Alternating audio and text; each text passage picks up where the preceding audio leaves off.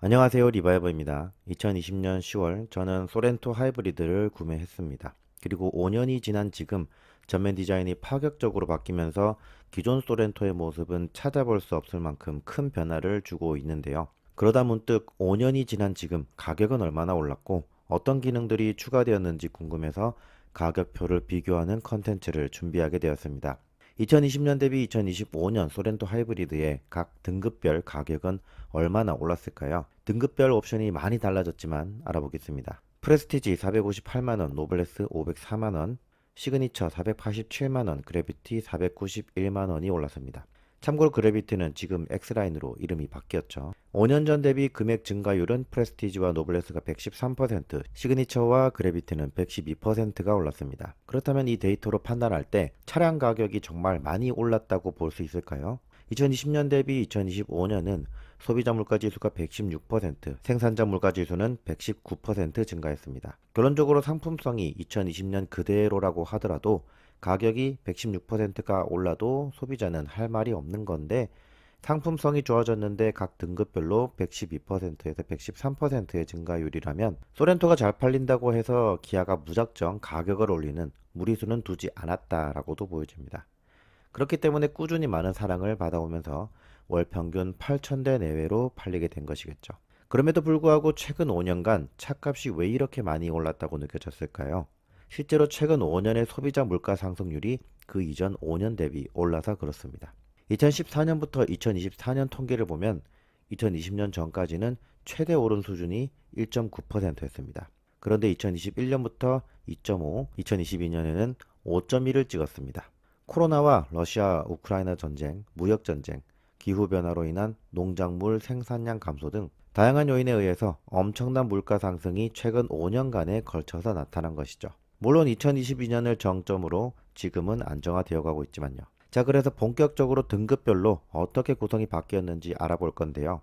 2020년과 2025년 가격표를 엑셀 데이터로 하나하나 비교해보고 바뀐 부분만 가져와 봤습니다. 참고로 하이브리드 2륜의 세제 혜택 전 금액 기준이고 최상위 등급인 그래비티, 지금의 X라인이죠. 이건 제외했습니다.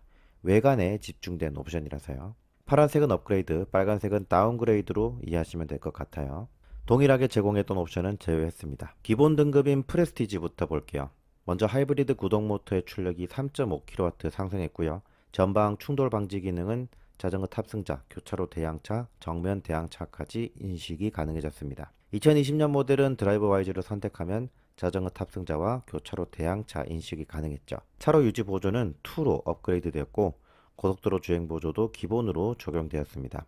차로 유지 보조 2는 정측방 레이더 추가로 끼어들기 차량도 인식이 되었고 깜빡이를 켜면 스스로 차선 변경도 되죠. 스티어링 휠은 그립 감지가 되어 손을 얹어 놓기만 하면 됩니다. 기존에는 주행 보조 기능 사용 시 스티어링 휠을 한 번씩 돌려줘야 했죠. 신형은 진동 경고 기능도 추가되었습니다. 스마트 크루즈 컨트롤이 기본 적용되었고 에어백은 1, 2열 사이드가 추가되어 8개에서 10개가 되었습니다. 리어 콤비네이션과 턴 시그널 램프는 LED에서 다운그레이드 됐습니다. 시그니처는 돼야 제공이 되죠. 루프렉도 기본 제공에서 없어졌고 노블레스에서 제공합니다. 1열 이중접합 차음 글라스가 기본으로 바뀌었죠. 기존에는 시그니처에서 적용됐고요. LED 실내 등이 기본화되었습니다. 기존에는 썬루프 선택 시에만 적용되었죠. 1열백 USB도 기본화되었습니다. 기존에는 노블레스 등급에서 제공됐고요.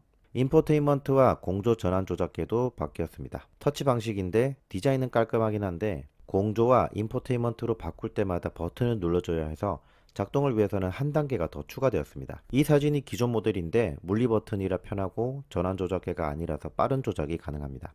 애프터 블로우 기능이 들어갔고요. 후석 승객 알림이 기본 적용되었습니다. 구형은 드라이버 와이즈 선택 시 적용되고요. 스마트폰 무선 충전 시스템이 기본 적용이고 기존에는 스마트 커넥트를 선택해야 했습니다.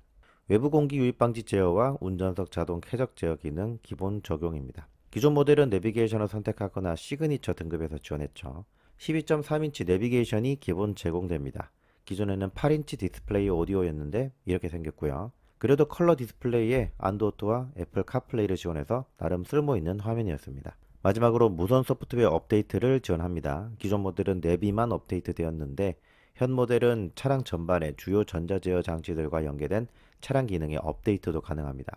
이렇게 프레스티지 등급은 5년간 15가지 옵션이 업그레이드, 2가지 옵션이 다운그레이드 되었고 458만 원이 올랐습니다. 하지만 한눈에 보더라도 93만이었던 내비게이션이 기본, 최소 2, 3만 원의 LED 실내 등 공인 포함 최소 15만 원의 애프터블로우, 이중접합 차암 글라스 20에서 30만 원, 에어백은 2개 추가해 전방 측면 레이더, 스마트 크루즈 컨트롤을 위한 전방 장거리 레이더, 이런 부품들을 생각하면 200만 원 그 이상의 가치를 한다고 보거든요. 그렇다면 실질적으로는 소비자가 느끼는 물가 상승률에 따른 증가 금액은 300만 원 수준이라는 겁니다. 이렇게 소렌토 하이브리드 깡통을 사더라도 그동안 쌓아온 판매 데이터를 기반해서 선호 사양을 싹 다 모아놨으니 하이브리드인데 4,058만 원, 그리고 이 정도의 상품성이라면 안 살 수가 없는 거겠죠. 기아가 정말 옵션 선호 사양을 잘 뽑았고 소비자들이 혹하게 만들어 놨습니다. 자, 그럼 다음으로 중간 등급인 노블레스를 보도록 하죠. 먼저 파노라믹 커브드 디스플레이입니다. 이건 계기판과 내비가 같은 평면에 있다는 것일 뿐이고 구형도 계기판의 크기는 같은 12.3인치였습니다. 파노라믹만 아닐 뿐이죠. 그리고 내비도 10.25인치로 지금의 12.3인치보다는 작았습니다. 투톤의 프리미엄 스티어링 휠이 적용되었는데 구형은 6인승 선택 시에 따라오는 옵션이었죠. 사실 지금도 왜 이 두 개를 같이 묶었는지 6인승과 투톤 휠의 관계를 잘 모르겠습니다. 구형은 220V 인버터가 있었는데 신형은 시그니처 등급으로 상향되었습니다. 사실 저도 이 인버터 5년 동안 사용을 해본 게 5번이 안 됩니다. 필수 옵션은 아닙니다. 다음으로 2열 세이프티 파워 윈도우가 적용되었습니다. 구형은 시그니처를 선택해야 하죠. 또 리모컨 키로 차를 빼거나 넣을 수 있는 원격 스마트 주차 보조 기능이 있습니다. 구형은 당시 하이브리드 모델을 위한 기술이 적용되지 않아서 선택조차 불가능했죠. 리모트 360도 뷰가 가능합니다. 구형은 시그니처를 선택해야 따라오는 옵션이었습니다. 이 기능은 드론샷처럼 위에서 차선을 볼 수 있어서 주차할 때 특히 유용한 기능이죠. 디지털 키 2가 적용되었는데 구형은 스마트 커넥트를 선택해야 디지털 키 1이 제공되었습니다. 저는 스마트 커넥트를 선택하지 않아서 모비스의 브링앤티를 쓰는데 나름 만족합니다. 이 기능만 하더라도 약 15만 원 이상의 가치를 하죠. 스마트폰만 있으면 차문을 열고 닫을 수 있고 차에 가까워지면 열리고 멀어지면 닫히는 오토도어 기능도 겸해서 정말 편리합니다. 터치 타입 아웃사이드 도어 핸들도 적용되었는데요. 이 기능이 없으면 물리 버튼을 눌러야 도어가 열리거나 잠기고, 이 기능이 있으면 핸들을 잡고 당기기만 해도 열리고 터치만 하면 문이 잠깁니다. 다만 만약 선택 옵션이라면 굳이 넣을 필요는 없는 옵션이라 생각됩니다. 다음은 세팅 크롬 프론트 리어 스키드 플레이트인데 범퍼 하단 앞쪽과 뒤쪽에 약간 어두운 세팅 크롬이 적용됩니다. 다만 왼쪽이 기본형, 오른쪽이 세팅 크롬인데 자세히 보지 않으면 튀지도 않는 컬러 옵션이라 이것도 만약 선택 옵션이라면 돈 주고 할 만한 옵션은 아니긴 하죠. 후방 주차 충돌 방지 보조도 적용되었는데요. 구형은 시그니처를 선택해야 들어가는 기능이었습니다.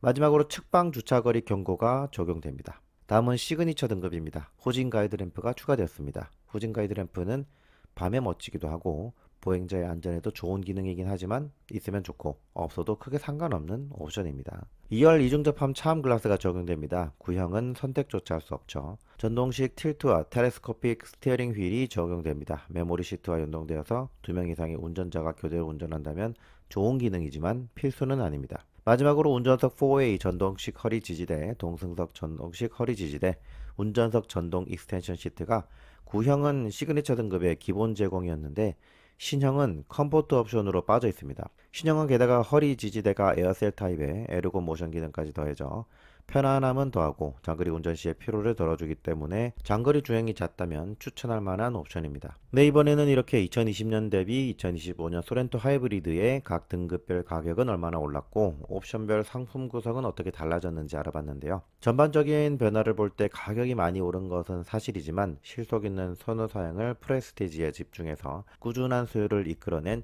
성공적인 상품성 기획과 옵션 구조라는 점을 알 수 있었습니다. 적어도 제가 본 현재 소렌토 하이브리드는 옵션 장난을 했다는 느낌은 없었습니다. 여러분의 생각은 어떤지 댓글로 알려주세요. 지금까지 저는 리바이버였습니다. 감사합니다.